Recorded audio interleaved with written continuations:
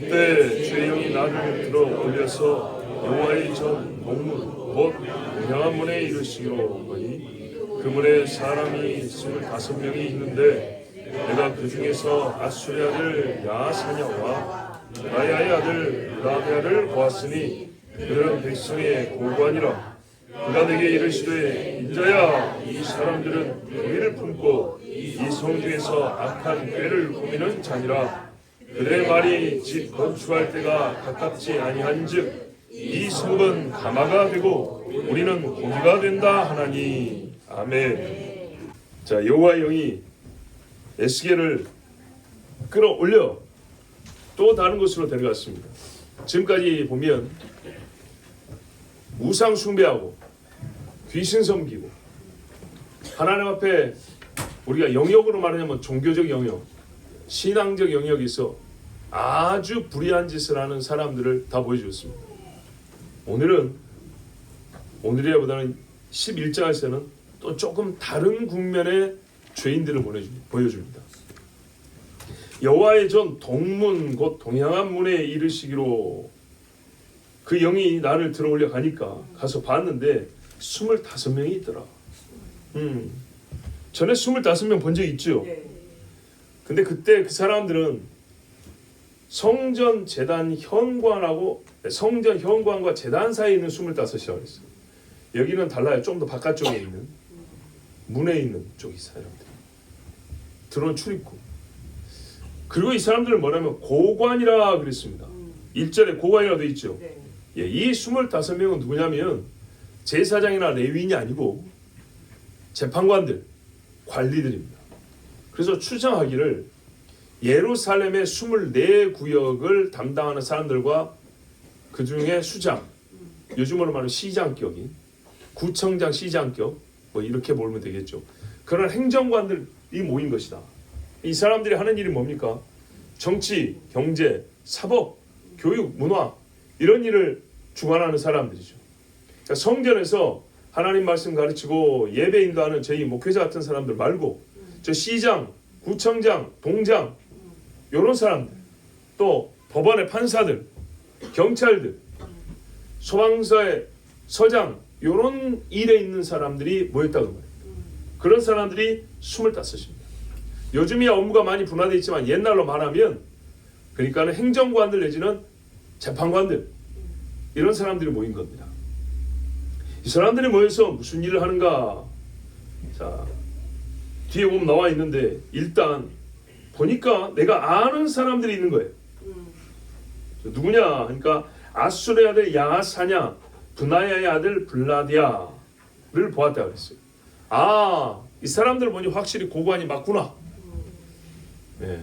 전에 포로로 잡혀가기 전에 알던 사람들인 거예요. 그리고 이 사람들은 실제로 행정관들의 자녀들이고 그 아버지의 뒤를 이어서 또 그 자리를 이어가는 사람들이었던 거예요.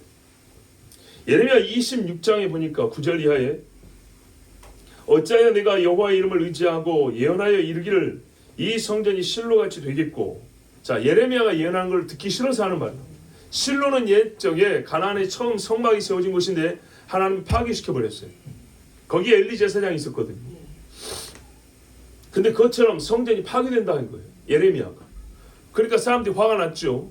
예레미야에게 하는 말이 네 왜 이런 소리를 하느냐. 성전이 파괴되다니 그딴 소리하고도 네가 살기를 바라느냐. 이런 이야기. 이 성이 황폐하여 주민이 없으리라 하느냐 하며 그 모든 백성이 여호와의 성전에서 예레미야를 향하여 모여드니라. 성전에서 외친 겁니다. 유다의 고관들이 이 말을 듣고 왕궁에서 여호와의 성전으로 올라가 여호와의 성전 새 대문의 입구에 앉으매 이들이 여기 앉아서 회의하는 자리에 여기 뭐였죠? 여호와의 전 동문과 동향한 문에 이르기로 요 문에 앉아서 회의를 했다는 말입니다. 그 자리입니다. 제사장들과 선지자들이 고관들과 모든 백성이 말하여 이르되 자, 이 자리에 고관들이 모여서 회의하고 결정하는 자리에 제사장들과 레위인도 이제 모여든 겁니다. 그리고 합의를 본 거죠. 이 사람은 죽는 것이 합당하니 판단을 내린 겁니다. 너희 귀로 들음같이 이 성에 관하여 예언하였습니다. 이 성에 관하여 망한다고 예언하였으니 예레미야는 뭐가 합당하다고요? 사형 이렇게 합의를 본 사람들이 바로 이 고관, 이들이 앉아있는 예루살렘 성중의 동쪽을 향한 어느 문, 자 여기에 하나님이 이들을 보라고 데려갔어요. 이 사람들이 사람을 죽여 살린 걸 결정하고 행정과 정치와 군사 업무를 주관하는 사람들입니다. 과연 이 사람들은 깨어있느냐? 하나님의 말씀에 순종하고 들을 줄 아느냐? 시기를 분별하여 지혜롭게 하느냐? 보니까 아니죠. 그가 내게 이르시되 2절 보세요. 인자야, 이 사람들은 불의를 품고 이 성중에서 악한 꾀를 꾸미는 자들.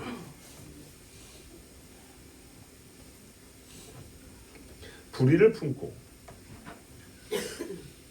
악한 뜻을 가졌다는 얘기죠. 25명이 일치하여 지금까지 선한 일을 위하여 계획하고 서로 마음을 모은 적이 없어요.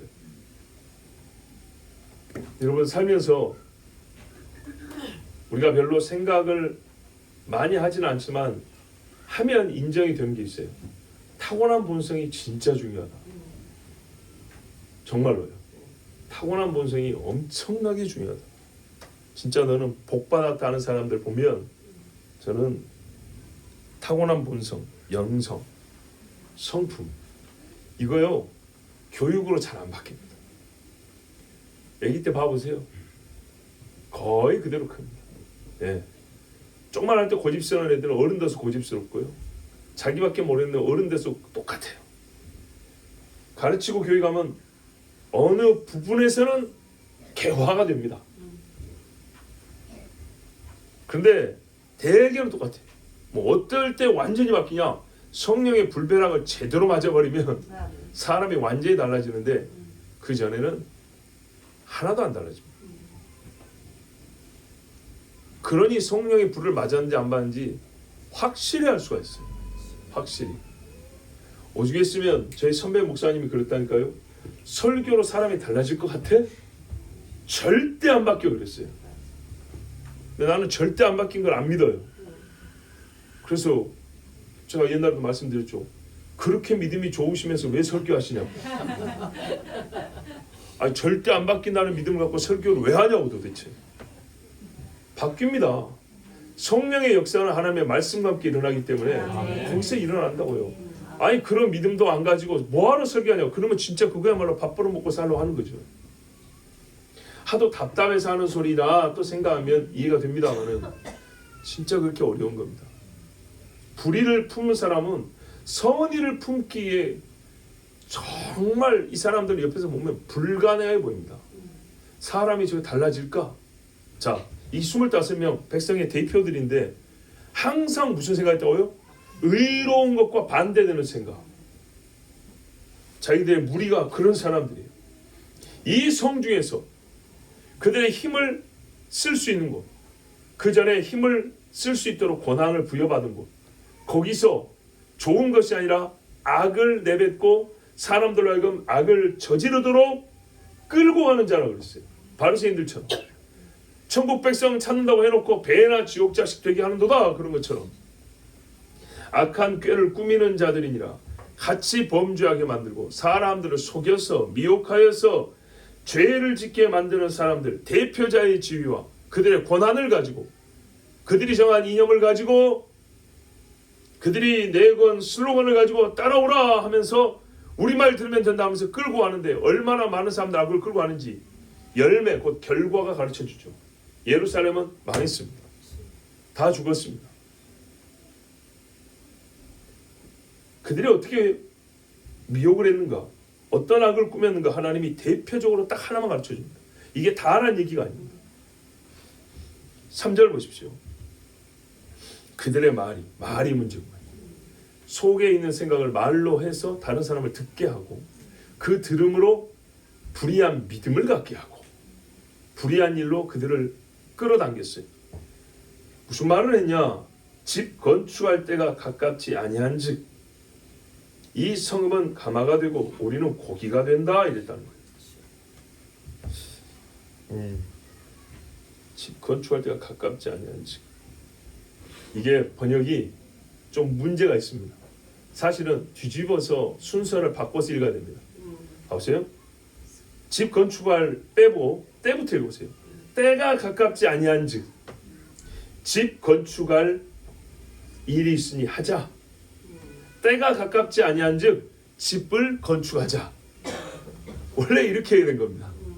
네. 때가 가깝지 아니한즉 여러분 집을 짓는다는 건 시간이 많이 걸리죠.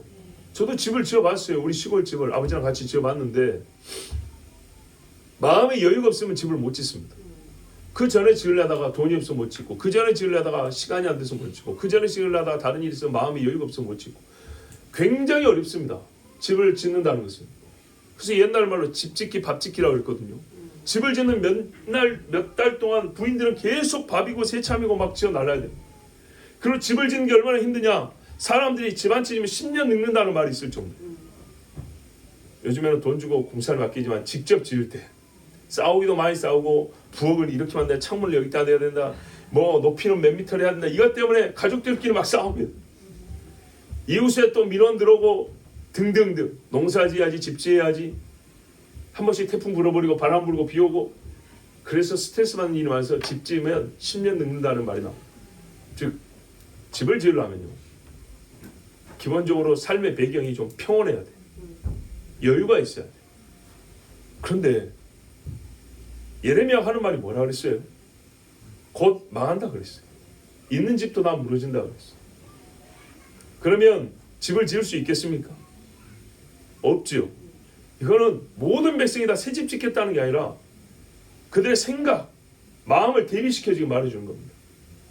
또 누군가는 실제로 집 짓겠다는 사람이 있겠죠. 때가 아니라는 얘기죠. 때가.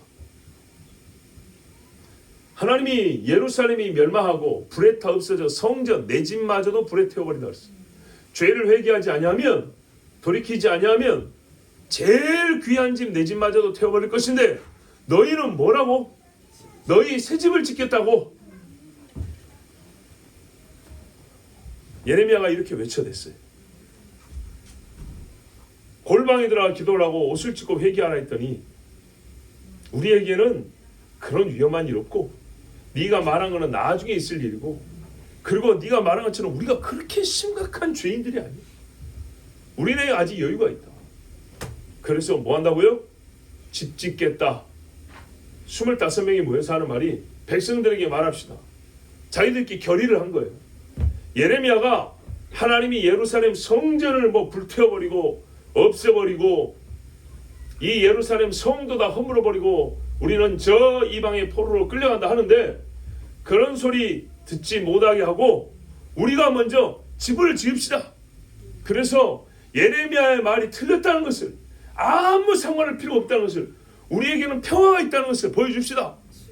이러고 결의를 해서 백성들에게 알리고 마치 예루살렘의 사도와 장로가 모여서 이방인들 믿는 자에게 뭘 가르쳐야 할 것이냐 할 때 음행과 피 먹는 거하고 목매달아준 거 우상 숭배 하지 마라 그런 것처럼 그래서 교회들에게 편지 보낸 것처럼 백성들아 예레미야 말 걱정하지 말고 집 짓고 사시오. 이렇게 25명의 대표들이 모여서 결정을 내렸다는 겁니다. 여러분 이게 사는 겁니까? 죽는 겁니까? 죽는 거죠. 그래서 하나님이 하는 말이 이놈들은 불의를 품고 이 성 중에서 악한 일을 행하는 자들. 이 성 사람들 다 죽게 만드는 놈들이라. 근데 이 사람들이 뭐라고 자기들의 안녕과 평안을 주장했냐? 비유를 했어요. 이 성읍은 가마가 되고 우리는 고기가 된다 하니 그랬어요. 여러분 이 말을 들으면 이거는 삶아 죽는다는 얘기 아닙니까? 언뜻 그렇게 보이죠. 그런데 뒤에 말씀을 보면 그렇지 않아요. 하나님이 이 가마솥에서 고기를 끄집어내갖고 저기 국경 이런 데로 끌고 와서 외곽으로 끌고 와서 죽여버린다 이렇게 돼 있어요. 그러면은 우리가 그냥 생각하면 이 가마솥의 고기는 죽는 입장이잖아요. 그렇죠? 삶아서 없어지고 죽는 거잖아요.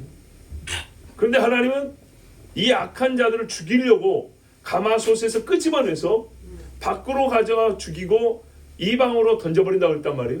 그러면 이 사람들이 말하는 가마솥은 좋은 걸 의미하는 거예요. 그렇죠? 좋은 것.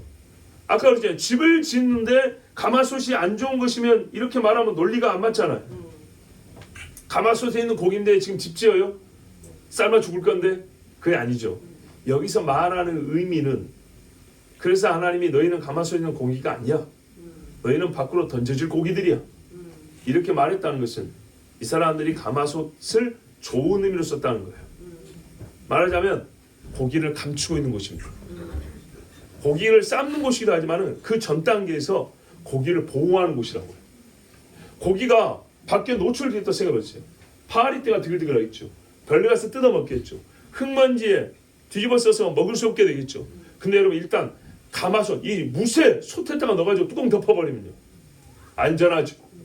쇠가 감싸고 있잖아요. 쇠가 비닐봉지도 아니고 조그만 대접도 아니고 쇠가 자기들 딴에 비유하기에는 무쇠가 우리를 두르고 있다 이 말이에요. 예루살렘 성은 우리에게 가마솥과 같이 강한 성이다 이런 말을 하는 거예요. 그래서 하면 어떻게 해요? 예루살렘 좋아하네. 내가 그 밖으로 끄집어내서 던져볼 테니까 봐봐 그런 거예요. 뒤에 보면 나옵니다. 예, 어디 나옵니까? 6절 계속 이어 나오죠. 예, 7절만 보더라. 그러므로 주 여호와께서 이같이 말씀하셨느니라. 이 성읍 중에서 너희가 죽인 시체는 그 고기요, 이 성읍은 그 가마인데 너희는 그 가운데서 끌려 나오리라. 예, 서로 그 뒤에도 보면 나와요. 이 가마솥에서 살자 해놓고 저들끼리는 그 가마솥에서 서로 찔러 죽이고 막 해요. 또. 결국 악인들은 그 가마솥을 바벨론에 대하여는 안전하다 하지만 죄인들이잖아요. 죄인들끼리 가마솥에 있으면서 또 막 찔러 죽인단 말이죠. 그러니까 나중에 하나님 가마솥을 열어보니까 깨끗하게 보관된 고기들이 아니라 서로 찌른 고기들이 있단 말이죠. 너희는 안 되겠다. 나와! 그래서 끄집어서 던져버린다고. 그래서 그 가마솥이 하나님의 말씀에 대한 거역의 표이면서 자기들의 죄의 증거가 되는 겁니다. 이런 이야기를 했어요. 보세요 여러분. 진짜 하나님께 순종하는 자들이라면 예루살렘을 가마솥으로 비유해도 딱 맞죠. 쇠가, 무쇠가 우리를 보호하고 있어서 밖에서 창호를 찔러도 안 뚫린다. 칼로 쳐도 안 베인다. 그렇죠. 갑옷을 입으면은 칼이나 활에서 안전하지 않습니까? 그런 것처럼 우리가 비록 고기 정도 칼로 찌르면 찔리고 자르면 잘리는 연약한 고기지만 가마솥 무쇠가 우리를 감싸고 있고 그 속에 우리가 들어있다면 얼마나 안전하냐. 이것은 진짜 그 비유를 쓰려면 하나님 앞에 의와 경건으로 살아간답니다. 죄가 없다면 참으로 맞는 말이 될 것인데 예레미야가 외치는 바 하나님 앞에 너희는 죄인이니 회개할 수를 듣지 아니하고 스스로 말하기를 예루살렘은 우리에게 가마솥과 같으니 무쇠로 우리를 감싸고 있으니 무슨 우리에게 해가 있으랴. 걱정하지 말고 이 안에서 잘 살아보세 하면서 예레미야 말은 배척하고 실제로 잘 살아보세 하지만 그 중에서 뭐 한다고요? 서로 찔러 피 흘리면서 나는 살고 니는 죽고 불의하고 악을 저지르고 있다 이 말이죠. 자 여러분, 홍수가 나기 전까지 사람들이 괜찮다 그랬어요. 시집가고 먹고 장가하고 아무렇지도 않고 일상생활에 문제가 없을 정도로 환경이 괜찮았어요. 그렇죠. 시집을요 돈이 조금 없으면 못 가고 장가도요 집 없으면 못 간다면서요. 그런데 시집가고 장가고가 문제가 없었어요. 먹고 마시고 먹고 싶은 거 먹는데 지장이 없었어요. 생활 환경이 좋았어요. 마지막으로 갈수록 끄트머리로 갈수록 세상에 못 먹어야 되는데 먹는데 문제가 없고 즐기는데 지장이 없는 거예요. 다만 문제가 있는 거는 저 시끄러운 소리하는 노아 같은 놈이 문제인 거예요. 남들은 다 휴양지에서 노는데 어디 처박혀가지고 집 짓는 것도 아니고 배 짓는다고 세상 망한다고 배 짓는 저런 또라이가 있어서 사회가 문제인 거예요. 그때까지는 노아만 이상하게 보였어요. 백과 빵으로. 자기들은 100% 온전한 정신을 가졌고 노아는 전혀 온전한 정신을 가지지 못한 미친 사람처럼 보였어요. 근데 막상 비가 내려버렸어요. 그때가 되니 정반대라는 게 확인됐어요. 예루살렘이 망했을 때도 마찬가지예요. 예레미야 저 한 놈만 없으면 우리 예루살렘이 말 그대로 살 놈이 있을 것인데 저놈 때문에 시끄럽고 예수 그리스도 안 태어났으면 예루살렘에 소동할 일이 없을 텐데 네? 세계적인 국제도시로서 번영할 텐데 아, 예수가 와가지고 시끄러졌단 말이에요. 예레미야 저 한 놈이 나와가지고 물을 흐리고 다닌단 말이죠. 요한계시로 나옵니다. 두 선지자가 와서 예루살렘에서 외치니 미움을 받고, 저 두 놈이 없으면 차라리 우리가 고요하고 평안할 텐데. 그래서 사람들이 두 선지자가 죽으니까 서로 축하 선물을 주고받았다 돼 있습니다. 시신을 땅바닥에 버려두고 매장도 안 해주고 3일 내내 찌찌찌 침 뱉고 욕하면서 저주하면서 갔다는. 근데 하나님이 3일 반이 지나 부활시키니까 사람들이 깜짝 놀랐다 그랬어요. 주님이 말했어요. 도적같이 온다. 도적이 오기 전에 감사히도 하나님은 징조를 보내주는데 사람들은요 그 징조를 못 읽고 아무 일도 없는 것처럼 산다 했어요. 이 백성의 고관들이 하는 짓이 그겁니다. 걱정하지 마라. 우리는 무쇠가 들고 있어서 집 짓는데 아무 문제가 없다. 석 달, 5달 여유를 잡고 지어보자. 예레미야가 뭐라고 해도 들을 필요 없고 우리 그냥 걱정 없이, 야, 하나님이 예루살렘을 보호하셔. 하나님이 우리를 택하셨어. 하나님의 성전이 있어. 성전인데 설마 아니 하나님이 이 성전을 없애랴. 솔로몬이 기도할 때 하나님이 응답하시고 우리가 그때 다 알고 있고, 지금 저기에 들어간 돈이 얼마고 받쳐놓은 그릇이며 지금 내일도 제사지라고 짐승을 몇 천 마리 대기시켜놨는데 하나님이 저거 안 드시고 우리를 다 치신다고? 이런 소리를 해도 됐어요. 여러분, 이런 말을 하고 이런 정신없는 지휘를 하는 지도자들이 수없이 많은데 그 중에 오늘 이름하여 사순절 기간을 지나고 있어서 우리는 이미 사순절이라는 것이 단무스를 위하여 우는 것이요 성경과는 아무 상관이 없다는 것 다 알고 있습니다. 그런데 지금 이 시즌이 바로 이름하여 사순절이라고, 2월 말부터인가 시작해가지고 지금 한참 사순절하고 각 교회들마다 난립니다. 왜 그런 사순절을 지키죠? 그들의 사순절 지키는 의미는 뭡니까? 십자가를 생각하자. 주의 십자가의 은혜를 생각하고 경건하게 주님의 부활을 기다리자 그러죠. 실제로 그렇게 하는 사람이 있으면 좋은데 사실은 그렇게 하지 않고 그냥, 여러분 20년 전부터 보니까 사순절용 영상들이 무지하게 많이 나오더라고요.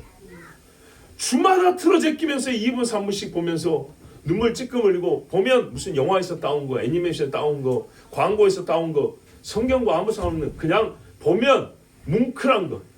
옛날에 80년대에 영화들 있잖아요. 사랑하는 사람아 뭐 이런 영화들.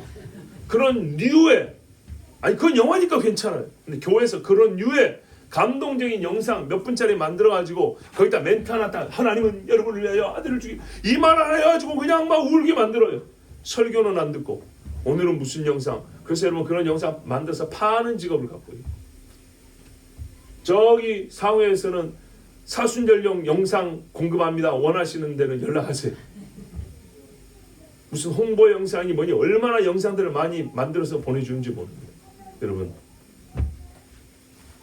제가 오늘 이 가마솥 속에 든 고기라고 말하는 치명적인 잘못, 죄를 저지른 이 고관들과 같은 사람들 몇 가지 여러분에게 말씀드리면서 제발 이런 소리에 넘어가지 않기를, 불의를 행하는 자들의 무리에 들지 않기를 바라요. 진짜 이 엄중하다고 하고 경건하게 보내야 한다는 이 사순절에 여러분이 한 말씀 드립니다.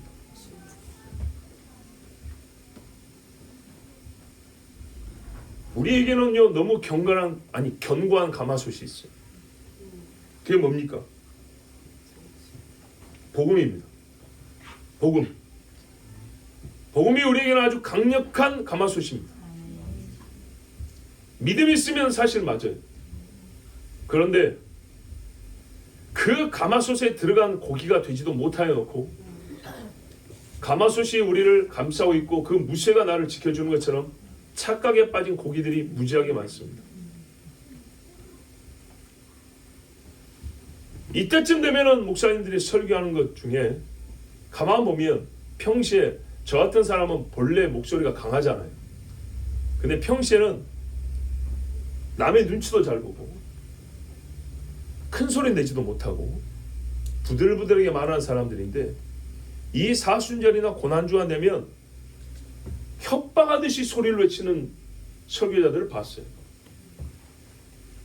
흉내를 내자니 너무 인격을 좀 모독하는 것 같아서 흉내는 못 내겠고 막 소리 지르면서 왜 못 믿으세요? 어느 정도냐? 좀 큰 게는 헤드셋 끼죠. 이렇게 여기 헤드마이크 이래가지고 원고도 없어요. 제가 원래 옛날에 원고 없이 설교했는데 요즘에는 좀 더 정확하게 원고하잖아요. 근데 그때는 또 원고도 없이 가운데 서 있는데 그 점잖은 양반이 여기 나와 이렇게 진짜 나와가지고 여러분 왜 못 믿으세요? 하나님이 우리에게 은혜를 베풀어 주셔서 우리의 죄를 다 해결하셨어요. 제발 좀 믿으세요. 이런 거 외친다고요. 깜짝 놀랐어요. 원래 저런 사람이었나? 근데 여러분 이게 틀린 말입니까? 맞는 말이죠. 근데 믿음에는 믿는다는 증거와 표로 뭐가 있어야 될까요? 행위 이전에 불신자에게나 처음으로 복음을 맞닥뜨리는 사람에게 성경에서 요구하는 게 뭡니까? 회개입니다. 회개. 지금대로 한번 제 말 거기만 찾아 들어보세요. 이렇게 외친 사람인가? 회개라 죄인들아! 회개하지 않냐고 하나님의 복음이 나를 용서한다고 생각하는 거짓말을 믿지 마세요. 이렇게 믿으면 안 돼요. 이렇게는 소리 안 질러요. 부담 없는 거는 크게 소리 질러요. 부담되는 소리는 안 질러요. 슬쩍 지나가요. 아니면 회개란 말 꺼내지도 않아요. 하나님이 다 해결했다는 거. 우리는 이미 용서받았다는 거. 어디서 그런 교리가 나왔는지 모르는데 여러분 다 용서받았어요? 과거의 죄와 현재의 죄와 미래의 죄가 다 용서받을 때 자신이 있으면 그거 가지고 죽으세요. 그럼. 진짜 그렇게 믿으시면. 들을 때는 부담 없는 소리에 부담 없는 마음으로 들었기 때문에 듣는 것까지는 괜찮아요. 근데 진짜 마음엔요 무거운 짐을 갖고 집에 돌아가요. 서로 얼굴 보면 다 알아요. 진짜 은혜 받은 얼굴 못 보셨어요?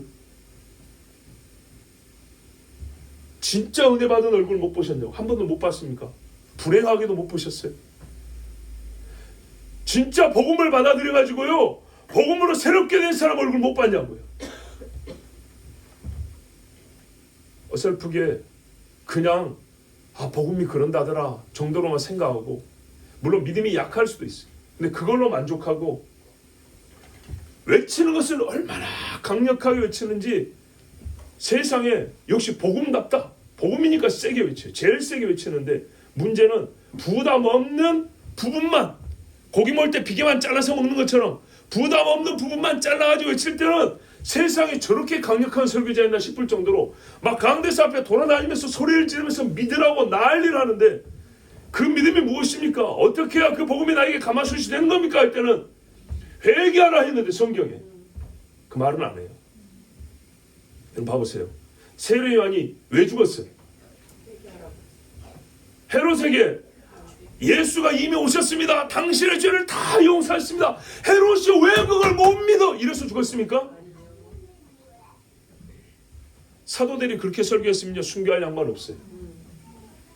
세계에 있던 대붕이라는 부흥들마다 회개 빼놓은 부흥이 있으면 가져와 보세요. 여러분 우리 교회 역사를 한번 토론 한번 해보자고요. 있냐고요? 없지요. 너도 알고 나도 아는데 그런 건 없어요. 성경에서 대표적인 사건이 있어요. 오순절에 성경에 오순절하면 대표적인 절기잖아요. 77절 오순절 남자가 3차 한번 하나님께 가야 되는 그 1차에 속한 거예요. 어마어마한 절기예요. 그래서 수십만 명이 예루살렘에 모아지고 그날 아침에 올라가는데 저 한켠에서 랄랄라 샬랄라 아니에요. 예, 조심하세요. 여러분 전에 말씀드렸는데 다시 말씀드립니다. 나는 방언을 부인하지 않아요. 절대로 부인하지 않아요. 그러나 여러분 방언은 성령이 내 혀를 주장하여 말하는 겁니다. 그런데 그것이 아니고 내가 익숙한 말을 반복하는 것을 방언이라고 생각하지 마세요. 내가 기억에서 습관이 되는 소리를 반복하면서 그러면 시간은 분명히 잘 가요. 오히려 내가 또렷하게 기도하는데 힘들어요. 저 설교할 때 말이 힘들어요. 에너지 소모가 무지하게 많이 나갑니다. 우리말로 또박또박하게 기도하는데 힘이 훨씬 들어요. 근데 그 힘 소모류를 줄이는 방법 중에 하나가 입에 붙은 방언 해버리는 겁니다. 해버리는 거예요. 성령이 나를 강력히 붙잡아서 나도 모르게 방언이 터져나오는 그런 방언이 아니고, 내가 전에 했었던 거 기억나요. 그래서 그냥 혀를 대충 그냥 힘 풀면 그냥 나오는 소리가 있어요. 그게 진짜 방언일까요? 정말 자신 있어요? 그게 성령이 나의 혀를 붙든다고 자신 있냐고요? 나도 방언 해봤는데 다르더만요. 달라요. 진짜 하나님이 불러서 따르르 전기요통화처럼 막 딱 짚고 하면 그냥 나도 모르게 막 나오는 소리 다르더만요. 그거하고 그냥 오만데 다 보면서 랄랄라 샬라 왔어 랄랄라, 이건 방언도 아니에요. 이 기도도 아니에요. 하나님을 만으로 여기지 말라고 그랬어요.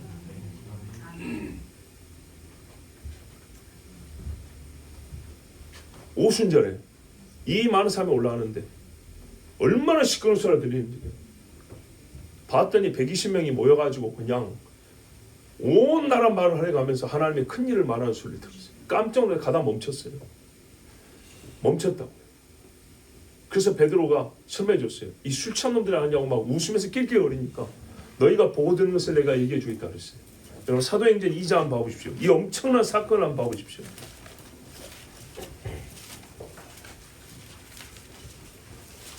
사도행전 2장에 6절만 성령이 이제 방언을 말하게 하는데 큰 소리에 무리가 모였어요. 그죠? 소동했어요. 신기하고 놀라서 이 갈릴리 놈들인데 딱 보니까 갈릴리 사투리 느낌이 난단 말이죠. 생김새도 그렇고 옷 복장도 그렇고 갈릴리 촌놈들이 예루살렘 왔고 성전 안 올라오고 여기서 뭐 하는 거냐 봤더니 9절 이하에 보면 온 세상 언어가 지금 다 나오죠. 근데 이 사람들이 나오죠. 유대교에 들어온 사람들이에요. 그래서 절기 지키는 열심히 있는 사람들이 예루살렘까지 해외여행하고 온 사람들. 그런데 다 당황해서 이게 무슨 일이냐 할 때 어떤 사람은 조롱하면서 세술에 취했다니까 베드로가 화가 났어요. 본질을 모르니까 화가 났어요. 성령의 역사로 술 취했다니까 화가 났어요. 그래서 일어나서 외쳤습니다. 유대인들과 예루살렘에 사는 모든 사람들 이 일로 너희를 알게 할 것이 내 말에 귀를 기울이라고. 첫째, 술 취한 거 아니다. 두 번째, 요엘의 말씀 성취된 거다. 그래서 우리가 지금 이렇게 방언 말한다. 근데 이게 왜 지금 일어났냐 했을 때, 왜 지금 이 일이 요엘의 예언이 성취됐냐 했을 때, 너희가 예수 죽였는데 그 예수가 죽으면서 예언하기를 뭐라 그랬냐? 내가 승천하에 올라간 다음에 성령을 보내리니 했다. 아멘. 그 일이 지금 일어난 거다 말하는 거예요. 아멘. 그러면 지금 무슨 말이에요? 예수가 죽으면서 예수가 죽고 부활하였고 그 예수가 하늘에 올라가면서 많은 게 이루어졌다고. 그럼 무슨 말이에요? 예수는 부활했다죠. 아멘. 예수는 승천했다고. 아멘. 예수는 하나님의 아들인 게 맞고 아멘. 예수는 메시아인 게 맞고 아멘. 그러면 뭐예요? 우리가 예수 죽인 놈이구나 이 말이잖아요. 아멘. 그래서 베드로가 하는 말이 23절 그가 하나님께서 정하신 뜻과 미리 하신 대로 내준 바 되었거늘 너희가 법 없는 자들 손을 빌려 못 박아 죽였으나 너희는 살인자라 이렇게 말했어요. 여러분 요즘식으로 말하면 어찌해야 돼요? 여러분 슬퍼하지 마세요. 예수님이 죽으심으로 예수 죽인 여러분의 죄를 이미 다 용서하셨습니다. 왜 못 믿으세요? 부담 갖지 마세요. 죄책감 갖지 마세요. 이래야 되죠. 베드로 설교 그랬어요? 그런 식의 설교는 이런 반응 안 나와요. 뭐라 그랬어요? 이 백성들이 이제 다윗의 예언까지 말하고 나니까 듣고 나서 뭐라 그랬습니까? 마음에 찔려 37절에 형제들아 우리가 어찌할꼬 그랬어요. 36절에 그런지 이스라엘 온지 뭐 확실할지. 이게 이제 설교의 마무리. 너희가 십자에 못 박은 이 예수를 하나님이 주와 그리스도가 되게 하셨느니라. 아멘. 하나님과 너희가 대척이네. 너희는 십자에 예수를 못 박아 죽였고 하나님은 그를 살렸고, 그러면 너희가 뭔 짓을 하는 거죠? 하나님이 보내신 자를 죽였고 옛적에 선지자 죽인 것을 예수님 말씀만 따라 너희 분량을 채워놨더니 예수까지 죽여버렸고 살인자 중에 상살인자가 됐죠. 근데 하나님은 너희하고 다르고 너희를 반대하여 그를 살리셨다. 그를 의인이라고 하셨고 너희의 구원자 주와 그리스도가 되게 하셨다. 어쩔 거냐 이렇게 말했어요. 이게 고발 아닙니까? 그랬더니 이 사람들이 형제들아 우리가 어찌할꼬. 답이 없는 거예요, 자기들 안에서. 근데 양심이 찔렸죠. 근데 요즘에 뭐라 그래요? 여러분 죄책감 갖지 마세요. 스스로 정죄에 빠지지 마세요. 우리 하나님은 여러분 죄책감은 늘 싫어하세요. 누가 그래요? 양심이 죄책감을 갖게 하세요. 죄책감을 가지면 어떻게 해요? 주님 앞에 엎드려서 용서를 받아 자유를 얻는 거예요. 죄책감에는 감정을 없애는 게 아니고. 그때 베드로가 뭐라 그래요? 잘 보세요. 이미 다 됐어요. 하나님이 이미 용서했어요. 여러분 제발 좀 믿으세요. 왜 못 믿냔 말이에요. 방방 떴습니까? 아니요. 딱 말했어요. 회개하라고 했어요. 회개하여 각각.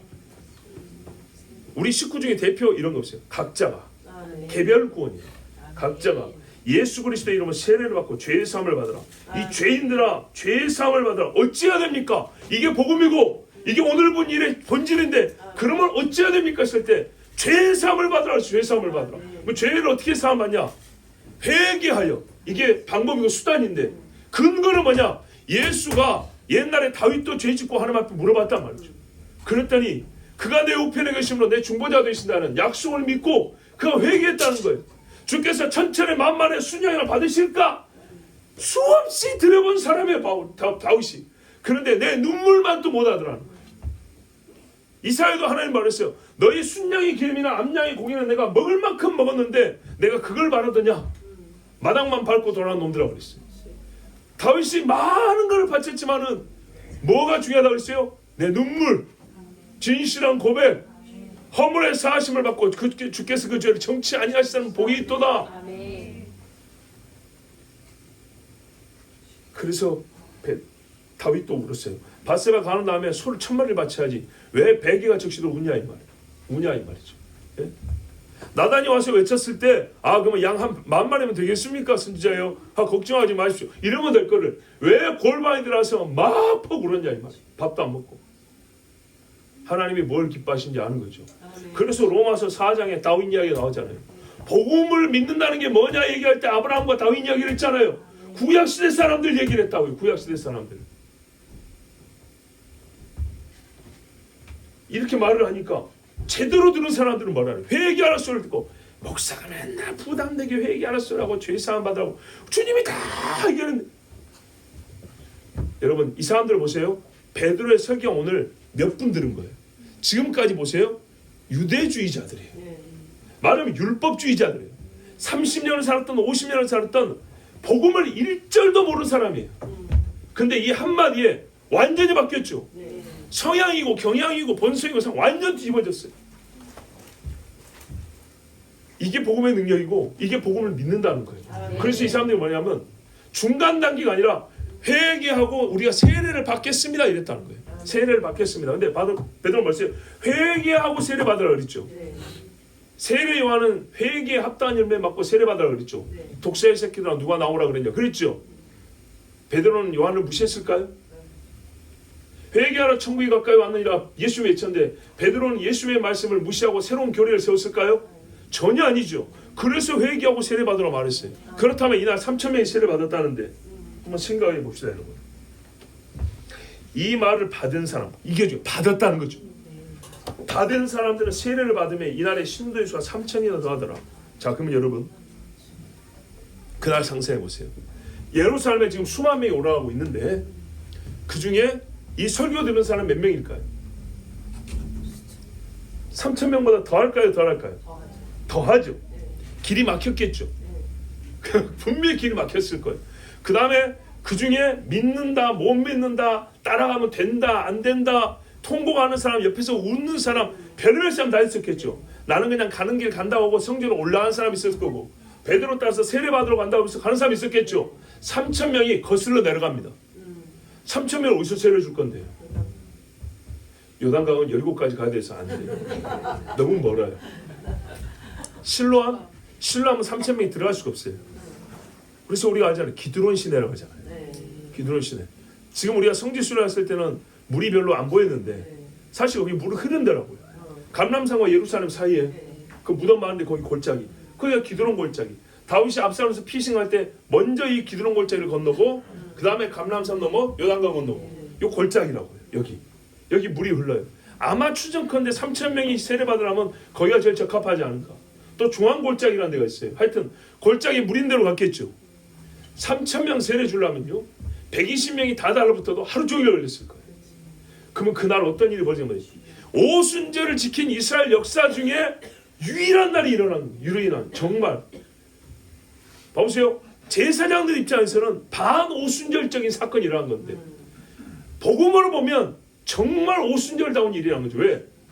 처음 시내산에서 하늘에서 불이 내려지고 하나님의 말씀이 받고 우리는 여호와의 백성입니다 한 그날이 오순절이란 말이에요. 오순절의 성취가 일어난 거죠.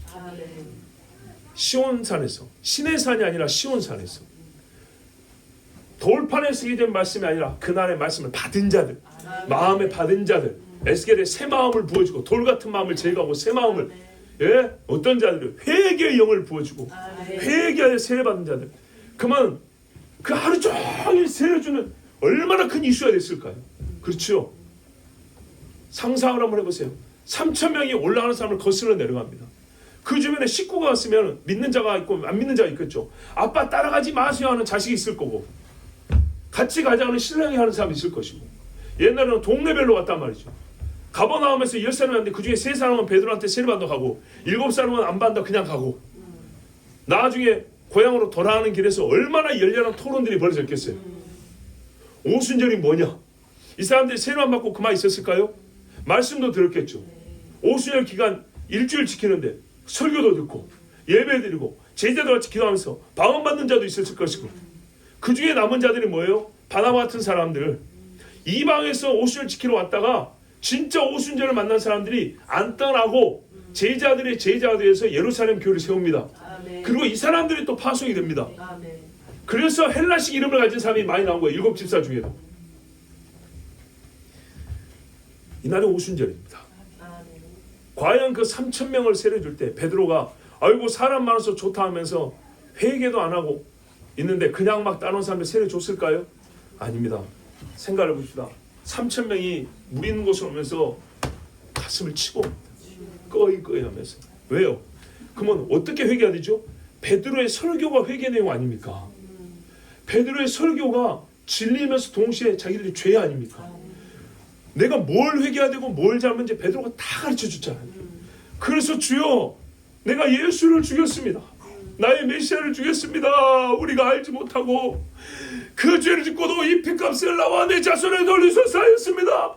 대제사장이 무서워서 우리가 그냥 예수를 죽이라고 외쳤습니다 하고 꺼이꺼이 울면서 가슴을 치고 온단 말이죠. 얼마나 아름답습니까? 이게 복음이에요. 이게 복음. 이렇게 복음을 들어야죠. 이 과정을 싹 승리하고 부담되는 거 다 빼면 나도 큰 소리 치기 좋아요. 근데 부담되는 소리 하나 하면요 사람은 얼굴로 얼굴을 마주보기 때문에 정말 어려운 거예요. 그런데 하나님 뭐라 그래요? 이 성 중에서 이 교회 중에서 불의를 행하는 자들이라. 우리가 가마솥 속에 있으니 완벽한 복음 속에 있으니 우리는 안전하다, 깨끗하다, 평온하다. 그런데 정말로 복음이 너를 감싸는 가마솥이 맞냐고 말이죠. 공로를 쌓는 게 아니고 예수께서 너의 구주신 걸 확실히 믿냐? 믿는다면 말했어요. 믿는 자는 회개하라 했단 말이죠. 여러분 베드로가요 예수 부인했어요. 저주하면서 맹세하며 부인했어요.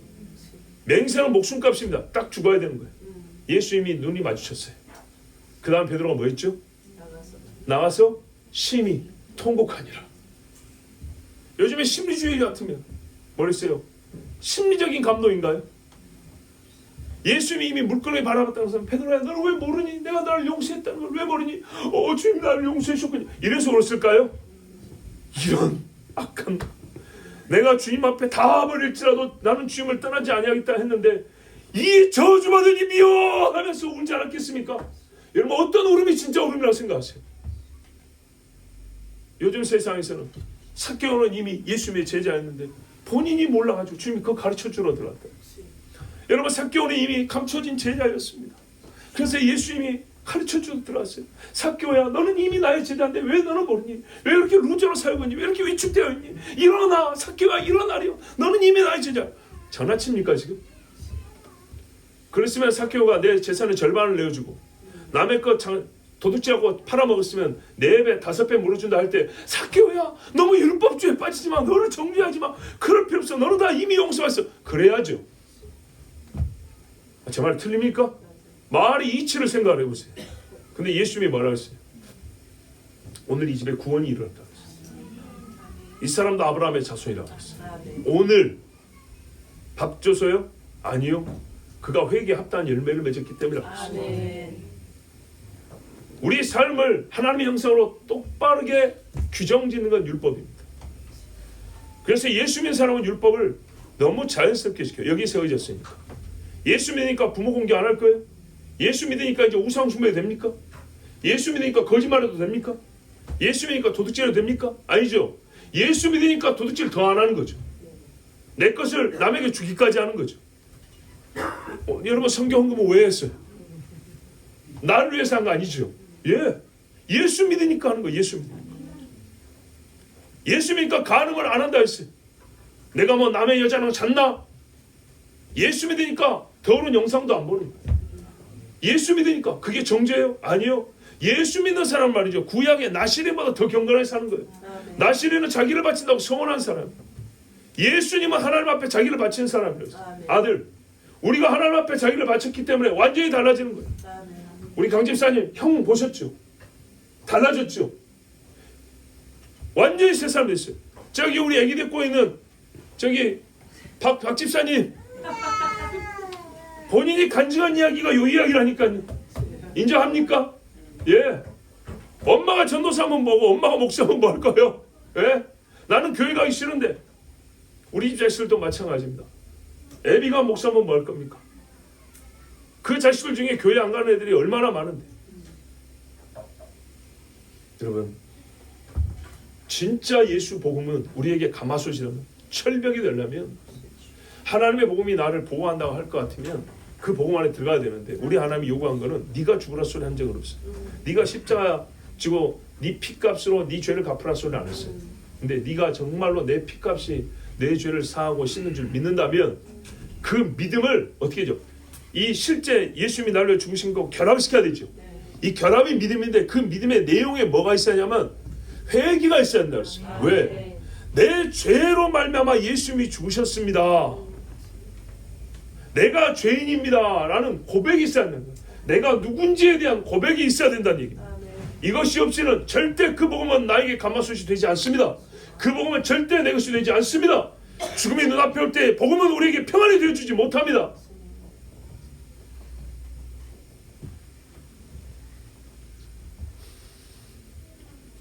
술 취하고 간음하고 아무 죄를 다 지어도 괜찮다. 어떤 분이 이런 말을 했어요. 왜 내가 옛날에 다니던 교회를 떠나서 길류의 소리교회인지 아십니까? 저도 인간적으로 말해볼까요? 교회 사람 많이 모이려면 목이 좋아야 되고요. 건물 좋으면 많이 와요. 확실히 많이 와요. 그 교회 메시지 절대 그런 거 아니에요. 별로 없어요. 댕기다가 작은 교회는 좀 부담스럽고 좀 가볼 만한 게 갈 만한 게 큰 게 보통 그렇게 가지 무슨 대단한 영적인 뭐 분별력을 갖고 몇 명이나 돼요. 손에 꼽아보세요. 여러분 아는 사람 얘기해보세요. 그런 사람 몇 명. 아니면 그냥 어릴 때부터 다녔으니까 그 동네 처음 세월차 다니는 이런 거지. 다 육신의 안목으로 가는 거지 별로 그런 거 없어요. 영적인 분별 이런 거 별로 없어요. 어쩌다 한 번 있는데 그런 데는 진짜 이유가 있어요. 손에 꼽을 정도예요. 예, 꼽을 정도니까 보편적으로는 보기 좋은 데로 가는 거예요. 그런데 이 작은 교회 뭐 볼 거 있습니까? 왜 왔냐 그랬어. 왜 왔냐 물은 게 아니고 본인이 말을 해줬어요. 내가 다니던 교회에 청년들이 많았는데 동거를 했대요. 그런데 교인들이 안돼요. 아는데 아무도 말하는 사람이 없대요. 무슨 말요? 너 그러면 안 돼. 죄야. 결혼을 하든지 혼인신고를 하든지 너희 간음의 죄를 지은 거야. 한 명도 말을 안 하더래요. 아는데. 그러면 어떤 일이 벌어진지 아세요? 어떤 일이 벌어지냐? 청년들끼리 성경 공부할 때 언니 누구 오빠랑 사는데 재밌어? 이런 소리가 그냥 나오는 거예요. 네? 야야야 너 누구랑 같이 요즘에 사는데 뭐 가끔 엄마한테 막 들키고 막 그 오빠가 막 오고 막 그러지 않냐? 그럼 막 신발 들고 도망가지 않냐? 재미로 이런 얘기가 그냥 나오는 거예요. 교회에서 아무렇지도 않게. 그러면 어떻게 해요? 그거 따라서 또 하고 또 하고 또 합니다. 여러분 이게 교회입니까? 교회 어른들이 아는데 아무 소리를 안 해요. 왜? 나갈까봐. 청년들이 아무 소리도 안 해. 왜? 나도 하고 싶은데 능력이 안 돼서 못할 뿐이지. 누가 죄란 말을 안 하니까 부담 없이. 그런데도 교회에서 봉사한다고 막 하면서 둘이 손잡고 들어오는데 어떻게 같이 하니? 우리 같이 살아요. 우리 대학교 때 그런 사람이 있었어요. 여러분, 이게 이 나라의 교회의 현실입니다. 실제라고요. 그럼 뭘 해야 됩니까? 복음이 너희 죄를 용서했으니까 괜찮아 그래야 되겠습니까? 괜찮아요? 아니라니까요. 절대 그렇잖아요. 여러분, 진짜 교회가 무엇입니까? 예수님이 왜 죽었습니까? 예수를 믿는다는 게 뭡니까 도대체? 그런데 이 앞에 부분, 너희가 십자가 예수를 못 박아 죽였느니라를 빼버리고, 회개하라 죄인들을 빼버리고, 주님이 여러분을 위하여 죽으셨습니다만 계속 외쳐대면서 용서를 받았으니 여러분 그것을 믿으세요. 나는 회개한 적이 없는데요. 믿으세요. 막 억지로 복음 속에 꾸역꾸역 집어넣어버리는 이런 식의 행태. 그래서 그것을 본인들이 양심상 아닌 것 같은데 하면 영상 딱 틀어주고 막 뭉클합니다. 그러면 그것으로 슬슬 마음이 오면서 된 것 같아요. 옆에 보니까 니도 울고 나도 울고 우리 다 같이 복음 속에 들어갔구나. 그러고서 난 예배 끝나고 행위는 삶은 예수님하고 아무 상관없어요. 내 말이 거짓말인가? 우리 최 권사님 대학교 시절에 예수 믿는 친구들 들어있었죠. 이런 케이스 있습니까 없습니까? 있죠. 강 집사님 비슷한 또래 친구들 많이 있죠. 거짓말이 아니에요. 남의 이야기가 아니고 또 우리 다 자신들의 얘기입니다. 유신정 전도사 우리 옛날에 같이 있었잖아요. 청년 때 제가 목사이고 그 친구가 그 전도사님 청년 때 그랬어요. 자기 친구가 목사님 남자랑 같이 사귀어하다가 임신을 했어요.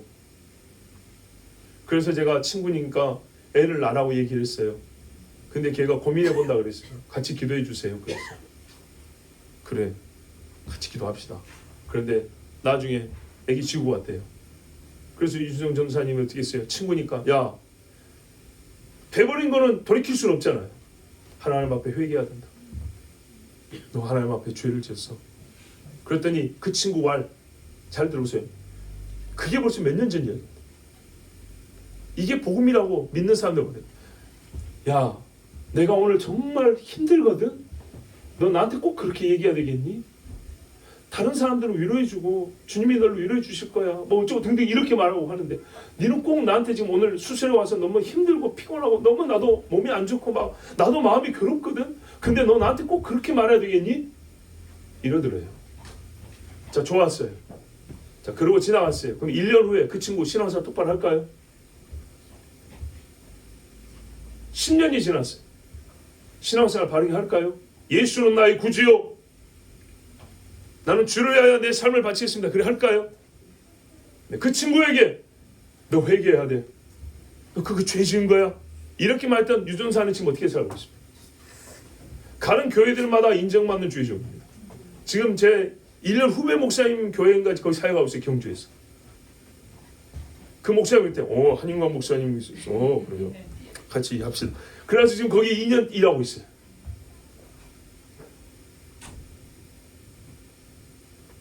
여러분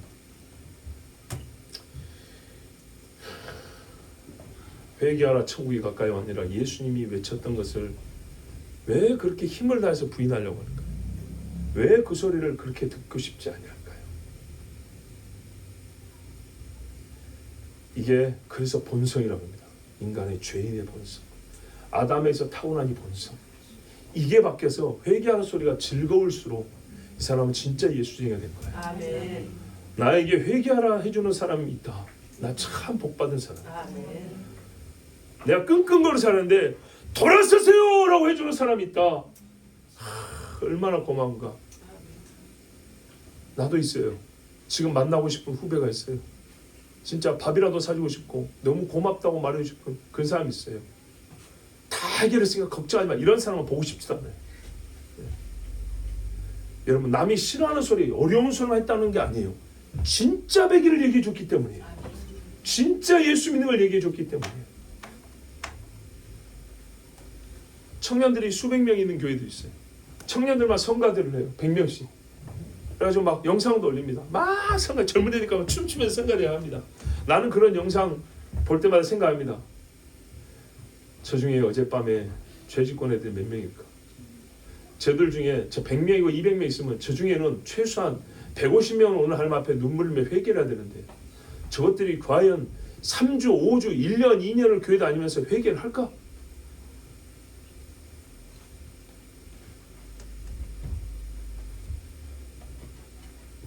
실제로 그래가지고 교회 나중에 이제 때가 되면 다 떠나 없어져 버립니다. 교회에서 젊을 때 재미 보고 떠나버린 애들이 수두로 갑니다. 지금 60대 중에도 40년 전에 교회에서 재밌게 지내다가 없어진 사람이 몇 %입니까? 아, 저같이 설교해서 너무 과하게 설교해서 못 견뎌서 갔습니까? 회개하는 소리를 많이 해서 갔습니까? 아니요. 아무 성을 없습니다. 대만은 세상을 사랑해 갔습니다. 세상을 사랑해 갔지 회개하라 소리 듣고 교회 떠난 사람은 별로 없습니다. 여러분, 사순절 그런 거 없습니다. 우리는 매주가 주일이죠. 매주 하나님 앞에 예수 부활의 소식을 듣고 그 부활의 권능 안에 들어가는 사람들입니다. 뭐라 했으면 예수님이 발 씻어라 그랬어요. 과연 이 설교가 잘못된 겁니까? 발 씻기 싫어하는 사람의 밤에도 양말을 안 벗고 자고 발 안 씻는 사람한테 여자들이 발 씻어라 발 씻어라, 잘못입니까? 예수님이 하신 말씀, 너희는 발을 씻어야 한다고 예수님이 인간에 대하여 정의를 내려주고 명령을 했는데 그것을 안 듣는 게 잘못이고 말 안 하는 게 잘못이지 말하는 게 잘못입니까? 나는 다 했거든요. 다 했어요. 일주일 사는 거 노트 갖다 줄 테니까 한번 적어보세요. 죄가 얼마나 많은가. 매주마다 울며 불며 하자는 얘기 아니에요. 그래서 어떻게 해요? 울기도 하고 웃기도 하는 거예요. 하나님, 제가 죄를 지었습니다. 용서해 주옵소서. 나는 죄입니다. 이 죄를 생각하면 눈물이 나요. 감사할 수도 눈물이 나요. 그 다음에 어떻게 해요? 죄에서 자유를 얻게 하면 할렐루야 박수 치는 거예요. 근데 눈물이 없는 사람은 이것도 이렇게 나와요. 이것도 이렇게. 박수가 안 나와요. 진짜 하나님 앞에 은혜 받은 사람들은 뜨겁게 박수 나고 찬송도 나옵니다. 회개도 입김이 뜨겁고요. 기쁨도 입김이 뜨겁게 나옵니다. 섭교와 회개했습니다. 여러분, 이 3,000명이 내려가면서 눈물을 흘려서 한번 상상을 해보세요. 얼마나 이게 기가 막힌 장면인가. 예? 물 있는 곳으로 120명과 3,000명이 내려가면서 그들이 하나님 앞에 주여 이렇게 내려가는 그 모습이 얼마나 아름다운가 한번 상상을 해보세요. 이게 오순절의 사건이고 이게 복음을 예루살렘에서 사도들 외에, 그죠? 예수님을 죽였던 그 죄인들이 예수를 믿는 첫 사건이 이 사건이란 말이죠. 얼마나 아름다운 사건입니까 진짜. 이게 복음이라고. 이게 복음. 근데 여기서 앞다리 다 떼버리고 3,000명이 받아들였습니다. 여러분, 이것만 생각할까요? 3,000명을 국밥이나 준비해가지고 VIP 초청할까요? 제발 여러분, 가마솥 속에 고기가 되지 마세요. 무슨 말입니까? 편하게 복음은 가마솥이야. 우리는 그 속에 있는 고기야. 우리는 안전해. 그런 식으로 말하지 마세요. 이렇게 말하는 사람이 이 성주에서 악을 꾀하고 사람들을 미혹하는 자들이라고 했어요. 죽어있는 고기가 아니라 우리는요, 살아있는 영들입니다. 하나님의 말씀을 들을 수 있고 생각할 수 있고 받을 수 있는 사람입니다. 오늘 그 말을 받은 사람들은 그랬습니다. 복음을 받았으면 어떻게 해요? 회개하여 죄사함을 받고 정말 세례받은 예수와 함께 죽고 예수와 함께 산 사람이 됩시다. 예수 그리스도의 복음, 그냥 죽어있는 가마솥도 아닙니다. 예수님의 장중, 살아있는 예수님의 손이 우리를 붙들어 있는 겁니다. 살아있는 영으로 주의 복음에 합당하게 아멘 하시고 회개하여 그 복음 안에 들어가십시오. 우리 이 시간 함께 기도합니다. 아버지 하나님, 우리는 연약하며 이 세상에 주는 말 속에 들어가 복음이 아닌 사람이 만든 편안한 말 속에 들어가서 괜찮다, 됐다, 걱정할 것 없다, 정죄하지 마라, 죄책감 가지 마라, 부담 갖지 마라, 다 이뤘으니 그냥 너는 알기만 하고 받기만 하면 된다. 아버지 하나님, 일부분은 맞지만 그것은 우리가 그 복음을 온전히 받기 위한 전제 조건을 다 빼먹은 것들입니다. 사람이 가장 듣기 싫어하는 것들을 빼버린 것들입니다. 도끼가 나무 뿌리에 놓였다는 것을 빼버렸습니다. 열매 없는 나무는 말라버리겠다는 걸 빼버렸습니다. 알곡과 쭉정이가 있다는 말도 빼버렸습니다. 주님 왜 뺀단 말입니까? 누가 빼라고 했습니까? 우리 주님은 빼라고 말한 적이 없고 주님이 말씀하여 우리에게 가르쳐 주신 것입니다. 정확하게 듣고 온전히 다 듣고 우리가 그 말씀을 받게 하여 주옵소서. 주여 나는 축제가 되고 싶지 아니하며 회개 없는 자가 되고 싶지 아니하며 열매 없는 나무가 되고 싶지 아니하며 주님이 잘라버릴 만한 나무가 되고 싶지 아니하고 주와 결합되고 싶습니다. 주와 함께 죽고 사는 자 일종의 나는 죽었습니다. 너희가 죄와 사망에서 부르던 시절이 족하도다. 아버지여 어찌하게 내가 살 수 있겠습니까? 주여 나의 죄를 용서해 주옵소서. 가슴을 치고 주님 앞에 나가는 백성이 되게 없어서 진짜 예수를 믿는다면 진짜 예수의 십자가를 믿다면 그 십자가의 피하로 나의 죄를 씻는 백성이 되게 하여 주옵소서. 우리 주 한번 기도합니다. 주여 역사하시며 살아계신 아버지 하나님 감사합니다. 오늘도 우리가 주님 앞에 나오게 하여 주시며 이내 소금을 받게 하여 주시며 예수 그리스도의 믿음으로 구원을 받게 하여 주셔서 감사합니다. 우리 주 하나님께서 말씀하시는 이 예언의 말씀 중 하나라도 더하면 죄를 다할 것이고 빼면 너의 이름을 지워버린다 하였습니다. 아버지 하나님, 이 세대 지은 죄 중에 윤리적이고 도덕적인 죄를 방관하며 방주하며 부추기는 죄 중에 제일은 교리를 왜곡하는 죄입니다. 하나님의 말씀을 잘라버리는 죄입니다. 하나님의 말씀을 삐뚤어서 전하는 죄입니다. 옛적이 거짓 선지자들로 말미암아 백성은 망하였고 그들의 말을 듣고 좋아하는 자들은 다 함께 죽었습니다. 오 주 아버지 하나님, 영혼이 무너짐으로 삶이 무너지고 영혼이 더럽혀짐으로 손발이 더러워집니다. 영적인 세계 하나님의 나라를 알지 못함으로 육의 승리만 보고 살아갑니다. 주여 깨끗하게 맑은 눈을 가지고 주의 말씀을 보지 못하는 자들의 입을 막아주시옵고 세상의 고관의 자리에 앉아있으면서 많은 사람이 영적 리더의 자리에 앉아있으면서 불의를 품고 괜찮다 우리는 가마솥 속에 있다는 자들, 그들은 진짜 그 가마솥 속에서 삶아 죽을 것입니다. 그러나 바른 복음, 그것도 들을 수 없는 무쇠와 같은 복음 안에 들어있는 자, 회개하며 죄성을 받아 하나님의 의롭다 하고 오른손을 붙드는 자들은 원수의 불화살이 뚫지 못하는 방패의 보호를 받습니다. 오 주 아버지, 우리가 어찌할 것입니까? 형제여 우리가 어찌할꼬? 베드로를 따라하는 저 갈릴리 문명한 자를 따라 물 있는 곳으로 내려가는 수천 명의 무리를 무엇으로 설명한단 말입니까? 완전 복음의 생자들이 들었던 그 생복음을 우리가 어찌 부인할 수가 있습니까? 그 일로 말미암아 일어난 대붕이요 예루살렘 교회요 세계의 역사를 바꾸는 복음의 증거, 아버지 온 땅을 향해 달려가는 복음의 시작이 그때 있었습니다.